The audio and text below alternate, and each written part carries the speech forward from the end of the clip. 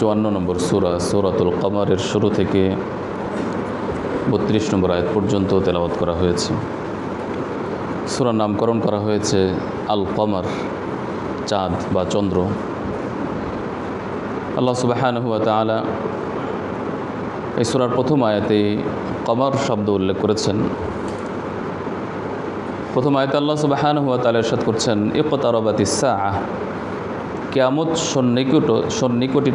সন্নিকটে এসে গিয়েছে, নিকটবর্তী হয়ে গিয়েছে। ওয়ানশাক্কাল কমর, এবং চন্দ্র দ্বিখণ্ডিত হয়েছে।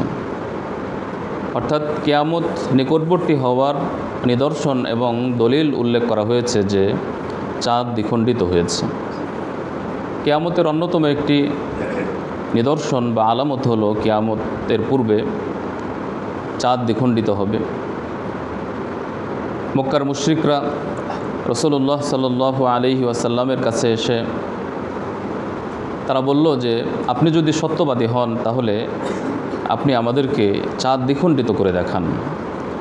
রাসূলুল্লাহ সাল্লাল্লাহু আলাইহি ওয়াসাল্লাম বললেন, যদি আমি তা করতে পারি তাহলে তোমরা কি ঈমান আনবে? তারা বলল যে আমরা ঈমান আনব। তখন আল্লাহ রাব্বুল আলামিনের কাছে তিনি দোয়া করলেন এবং হাত দ্বারা ইশারা করলেন। তখন চাঁদ দ্বিখণ্ডিত হয়ে যায়। সেটা ছিল রাত্রেবেলা, পূর্ণিমার রাত্রে এই ঘটনা সংঘটিত হয়। সকলেই এই ঘটনা দেখতে পায়। এমনকি সহিহ বুখারী সহ বিভিন্ন বর্ণনা এসেছে যে চাঁদ এভাবে দ্বিখণ্ডিত হয়ে যায় যে দুই সাইডে সরে যায় এবং মাঝখানে হেরা পর্বত দেখা যায়। হেরা পর্বতের দুই সাইডে চাঁদ চলে যায়। কিন্তু রাসূলুল্লাহ সাল্লাল্লাহু আলাইহি ওয়াসাল্লাম যখন এই মুজিজা আল্লাহর পক্ষ থেকে প্রদর্শন করলেন, তারা সেটি গ্রহণ করেনি। তারা সেটি মুজিজাকে জাদু হিসেবে আখ্যায়িত করে। কিয়ামতের অন্যতম একটি নিদর্শন হচ্ছে চাঁদ দ্বিখণ্ডিত হওয়া। এর দ্বারা উদ্দেশ্য হলো যে কিয়ামত নিকটবর্তী। অর্থাৎ দুনিয়ার শুরুলগ্ন থেকে নিয়ে যতটুকু সময় অতিবাহিত হয়েছে, চাঁদ দ্বিখণ্ডিত হওয়ার সময়ে যতটুকু সময় অতিবাহিত হয়ে গিয়েছে তা বেশি পরিমাণে, আর সামনে যা আছে তা কম পরিমাণে। অর্থাৎ যতটুকু অতিবাহিত হয়ে গিয়েছে সেটা অনেক অতিবাহিত হয়েছে, আর সামনে যা আছে কিয়ামত পর্যন্ত সেটা অতীতের তুলনায় অল্প সময়। বাকি কতটুকু সময় এটি জানা নাই, এটা আল্লাহই ভালো জানেন। কিয়ামত কখন সংঘটিত হবে আল্লাহই ভালো জানেন। আর তাছাড়া আরবিতে একটি প্রবাদ বাক্য আছে, যে জিনিস নিকটবর্তী, যে জিনিস ঘটমান, অর্থাৎ যে জিনিস সংঘটিত হবে সেটাই নিকটবর্তী। অতএব সেই দৃষ্টিকোণ থেকে কিয়ামতকে আল্লাহ রাব্বুল আলামিন নিকটবর্তী বলেছেন। অথবা এর দ্বারা উদ্দেশ্য হলো ছোট কিয়ামত। প্রত্যেক মানুষের মৃত্যুর সাথে তার কিয়ামত সম্পৃক্ত। মানুষ যখন মৃত্যুবরণ করে তার কিয়ামত তখনই সংঘটিত হয়ে যায়। তার আমলের পথ বন্ধ হয়ে যায় এবং তার হিসাব নিকাশ শুরু হয়ে যায়। আল্লাহ রাব্বুল আলামিন কাফের মুশরিকদের এই মুজিজা দেখার পর তাদের অবস্থা কেমন ছিল সে সম্পর্কে উল্লেখ করতে গিয়ে বলেন, ওয়া ইয়ারাউ আয়াতান, যখনই তারা কোনো আয়াত, নিদর্শন, মুজিজা দেখে, ইয়ারদু, তখনই তারা বিমুখতা প্রদর্শন করে, মুখ ফিরিয়ে নেয়। ওয়া ইয়াকুলু সিহরুম মুস্তামির, এবং তারা বলে এটা চিরাচরিত জাদু, এটা এমন জাদু যা যুগ পরম্পরায় চলে আসছে। প্রকৃতপক্ষে এটি জাদু নয়, এটা আল্লাহ রাব্বুল আলামিনের পক্ষ থেকে রাসূলুল্লাহ সাল্লাল্লাহু আলাইহি ওয়াসাল্লামের জন্য একটি বিশেষ মুজিজা। ওয়াকাযযাবু ওয়াত্তাবাউ আহওয়াআহুম, তারা মিথ্যা প্রতিপন্ন করেছে এবং তাদের চাহিদার অনুসরণ করেছে, প্রবৃত্তির অনুসরণ করেছে। ওয়াকুল্লু আমরি মুস্তাকির, আর প্রত্যেকটি জিনিস সেটি স্থিরকৃত, সেটি অবশ্যই তার পরিণতিতে পৌঁছবে। প্রত্যেকটি বস্তু যদি ভালো হয় তাহলে তার পরিণতিও ভালো হবে, আর যদি কাজটি বা বস্তুটি যদি মন্দ হয় তাহলে তার পরিণতিও মন্দ হবে। অর্থাৎ যারা ভালো কাজ করবে অবশ্যই ভালো প্রতিদান পাবে, যারা মন্দ কাজ করবে তারা মন্দ প্রতিদান পাবে। আল্লাহ সুবহানাহু ওয়া তাআলা মক্কার মুশরিকরা এই সুস্পষ্ট মুজিজা দেখার পরও যখন রাসূলুল্লাহ সাল্লাল্লাহু আলাইহি ওয়াসাল্লামকে অস্বীকার করল এবং জাদু হিসাবে আখ্যায়িত করল, তখন আল্লাহ রাব্বুল আলামিন নবী করিম সাল্লাল্লাহু আলাইহি ওয়াসাল্লামকে সান্ত্বনা দিচ্ছেন। ফাতাওয়াল্লা আনহুম, হে নবী আপনি তাদের থেকে বিমুখতা অবলম্বন করুন। আপনার এই মুজিজা তারা দেখার পরও যখন তারা আপনাকে স্বীকৃতি দিল না, এতে আপনি মনক্ষুণ্ণ হবেন না। আপনি আপনার দায়িত্ব পালন করুন। কে কি করলো কি না করলো সেদিকে মনোযোগ না দিয়ে আপনি আপনার মিশনে আত্মনিয়োগ করুন। ফাতাওয়াল্লা আনহুম, আপনি তাদের থেকে মুখ ফিরিয়ে নিন, আপনি আপনার কাজে নিযুক্ত থাকুন। ইয়াউমা ইয়াদউ দাঈ ইলা শাইইন নুকুর, এবং আপনি অপেক্ষা করুন সেই দিবসের, যে দিবসে আহ্বানকারী মন্দ বিষয়ের দিকে মানুষদেরকে আহ্বান করবে। অর্থাৎ কিয়ামতের দিবসে ইসরাফিল আলাইহিস সালাতু ওয়াস সালাম যখন সিংহায় ফুৎকার দিবেন, তখন সকলেই সেই আহ্বানকারী সিংহায় ফুৎকার দাতা অর্থাৎ ইসরাফিল আলাইহিস সালাতু ওয়াস সালামের অনুসরণ করবে। যেদিকে ফুৎকার দেওয়া হবে বা যেদিকে যাওয়ার জন্য বলা হবে সকলেই সেদিকে চলে যাবে। খুশআন আবসারুহুম, এবং কিয়ামতের দিবসে প্রত্যেকের অবস্থা এমন হবে তাদের চক্ষুসমূহ থাকবে অবনত। ইয়াখরুজুনা মিনাল আজদাস, তারা কবর থেকে বের হবে কাআন্নাহুম জারাদুম মুনতাশির, যেন বিক্ষিপ্ত পঙ্গপালের ন্যায়। বিক্ষিপ্ত পঙ্গপালের ন্যায় কবর থেকে বের হয়ে নির্দিষ্ট একটি স্থানে তারা চলবে, এবং সেই স্থানটি হলো হাসরের ময়দান। মুহতিঈনা ইলাদ দা, এবং তারা দ্রুত বেগে চলবে সে আহ্বানকারীর দিকে। এবং যারা কাফের মুশরিক, যারা অন্যায়কারী অবিচারকারী, তারা বুঝতে পারবে যে তাদের সাথে কি পরিণতি হতে যাচ্ছে। কাফেররা এই মন্তব্য করবে, হাদা ইয়াউমুন আসির, এটি অত্যন্ত কঠিন দিবস। তারা বুঝতে পারবে যে এই দিবসে তাদের সাথে অত্যন্ত মন্দ আচরণ করা হবে এবং তাদের মন্দ কাজের মন্দ প্রতিদান দেওয়া হবে। আল্লাহ সুবহানাহু ওয়া তাআলা রাসূলুল্লাহ সাল্লাল্লাহু আলাইহি ওয়াসাল্লামকে সান্ত্বনা দেওয়ার জন্য এবং মক্কার মুশরিকদের পাশাপাশি কিয়ামত পর্যন্ত আগত সমস্ত মানুষদেরকে সতর্ক করার জন্য পূর্ববর্তী জাতি যাদেরকে আল্লাহ তাআলা তাদের অবাধ্যতার কারণে ধ্বংস করেছেন, এরকম 3টি জাতির কথা উল্লেখ করেছেন আজকে তেলাওয়াতকৃত আয়াতসমূহে। এর মধ্যে প্রথম জাতি হলো নূহ আলাইহিস সালাতু ওয়াস সালামের জাতি। রাসূলুল্লাহ সাল্লাল্লাহু আলাইহি ওয়াসাল্লামকে সান্ত্বনা দিচ্ছেন যে নূহ আলাইহিস সালাতু ওয়াস সালামকেও তার জাতিরা, তার জ্ঞাতিগোষ্ঠী এবং অন্যান্য ব্যক্তিরা মিথ্যা প্রতিপন্ন করেছে। এক্ষেত্রে আপনি নতুন নন, ইতপূর্বে নবী রাসূলদেরকে এরকম মিথ্যা প্রতিপন্ন করা হয়েছে, এজন্য আপনি হীনমন্যতায় ভুগবেন না। পাশাপাশি অন্যদের সতর্ক করা হচ্ছে যে তাদের এই নবীকে অস্বীকৃতি জ্ঞাপন করার জন্য, নবীর আনুগত্য না করার জন্য এবং আল্লাহ তাআলার বিধান বা হুকুম লঙ্ঘন করার কারণে তাদের উপর কি আযাব নেমে এসেছিল, সে আযাব থেকে শিক্ষা গ্রহণ করা এবং সতর্কতা অবলম্বন করার শিক্ষা দেওয়া হচ্ছে।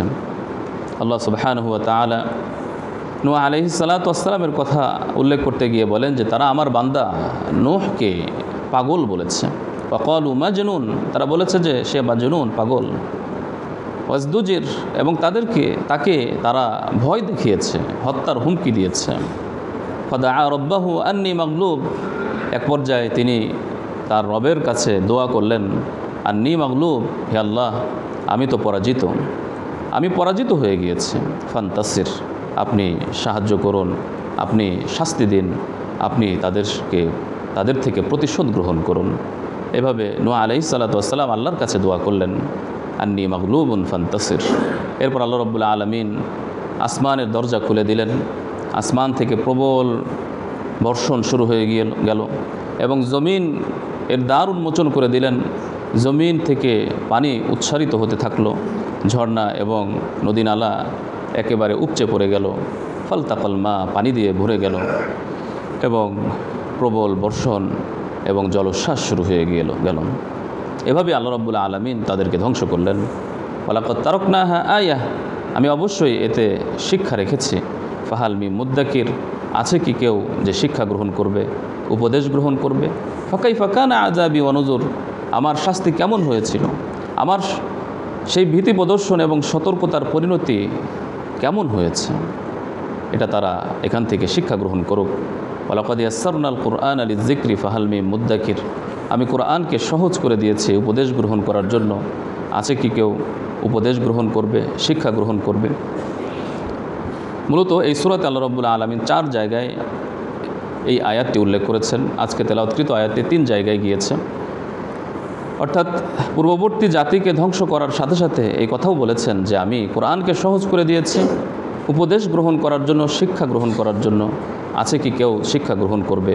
অর্থাৎ আল্লাহ রাব্বুল আলামিন কোরআনুল কারীমে যত আয়াত উল্লেখ করেছেন এর মধ্যে কিছু আয়াত হলো বিভিন্ন ঘটনা, পূর্ববর্তী জাতির গল্প বা কাহিনী, এবং জান্নাত জাহান্নাম, ঈমান সংশ্লিষ্ট এমন এমন বিষয় যেখান থেকে শিক্ষা গ্রহণ করা প্রত্যেক মানুষের জন্য সহজ।